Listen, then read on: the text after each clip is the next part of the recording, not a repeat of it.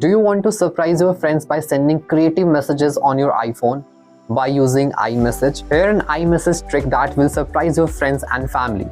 So how you can do it? Let me tell you in this video. So watch this video till the end to know the whole process.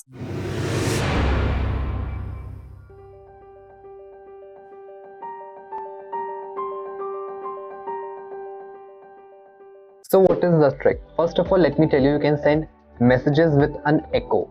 So how to do it? First of all, select any picture from the gallery. Press and hold to the subject until an output appears. Then copy the subject. Go to your iMessage and paste it into the text field. Next, long press on the send button and select the screen option. And to send it with an echo effect, tap on the send button. And it's done now.